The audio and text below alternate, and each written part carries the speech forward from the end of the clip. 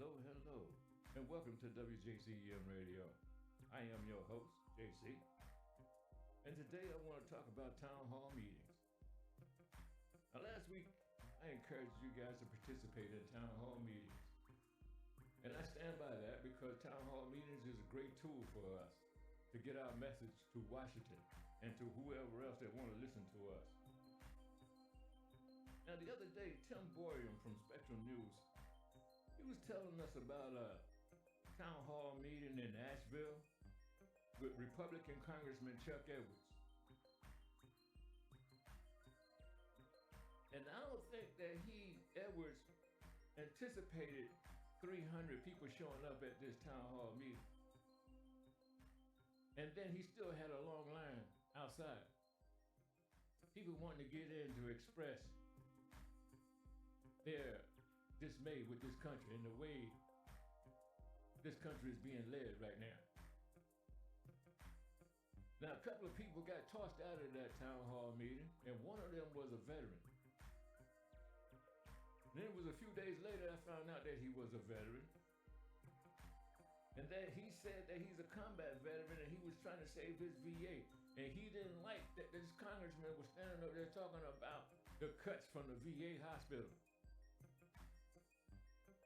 Now, I don't know about you or even if you feel that way, but to me, that's like he's standing there giving the veterans the middle finger. That's what he's doing to me. That's my opinion. Okay? Now, this veteran, a combat veteran, he went and laid his life on the line for us. And then he came back over here and he got to be subjected to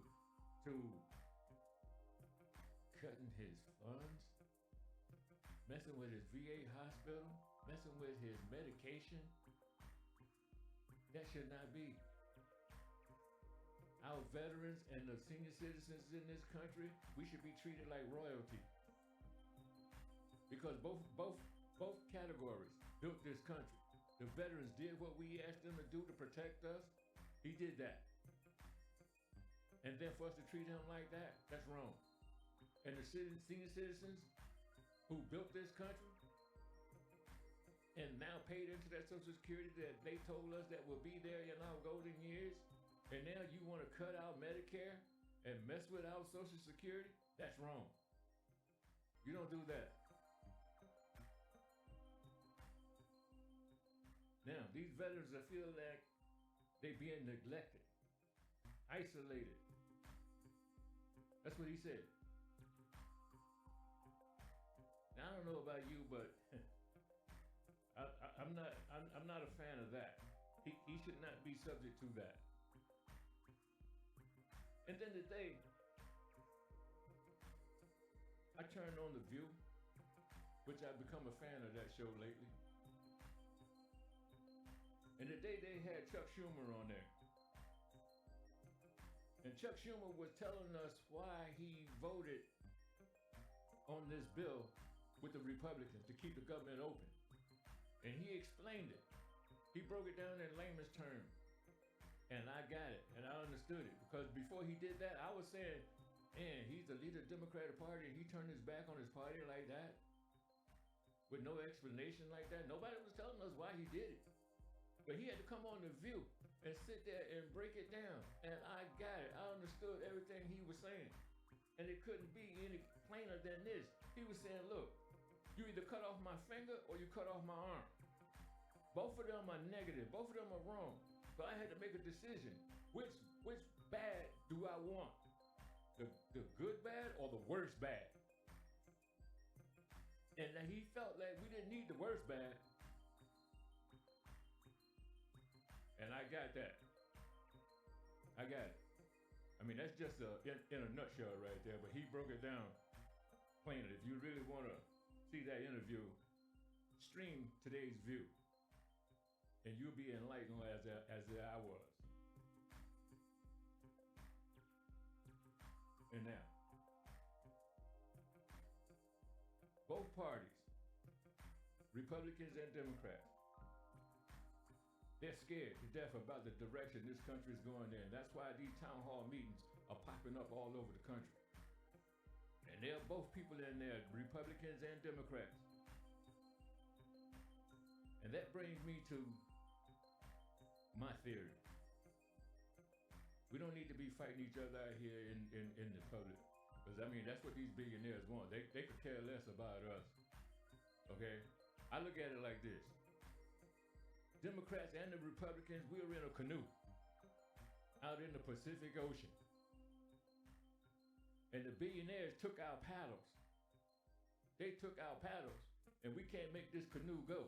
So we're just sitting out here adrift, depending on them to come and get us to shore.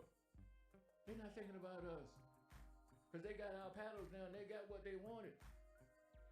And you and I, we're stuck in this canoe. So we don't have time to be sitting out here pointing fingers at one another. Let's figure out how we can get our paddles back.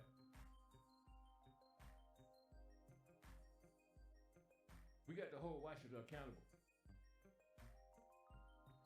And then on The View, they were talking about how we need a leader. I mean, we always depended on somebody to lead us. And now that's supposed to be our president. Now, I think, it's kind of safe to say we're really not dependent on him to lead us. And then and that's a shame, because we the people voted him in there.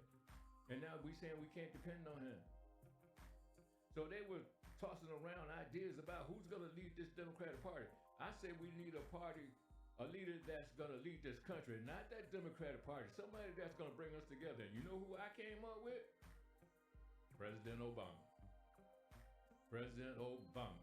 This is an opportunity for you to seek your third term, my man. This is when you need to step up and guide us through this haze or this maze that we are in. You are that leader, my man. I mean, I'll even settle for your wife. She can do it. Kamala, step up. If we depend on that leadership, we need somebody to guide us through all this, because again, if Chuck Schumer hadn't come on The View and broke it down to us the way we understood that, what he was saying and what's going on in Washington, because it was going over our head until he did that. And now that's what we need you to do for us every day. It's just like when we were in the middle of that COVID crisis. Every day somebody was there telling us exactly what's going on and what we had to do. Now we need that leadership now. And Obama, man, I hope this reached you, bro, because you are that leader, man. You can bring both sides together, bro.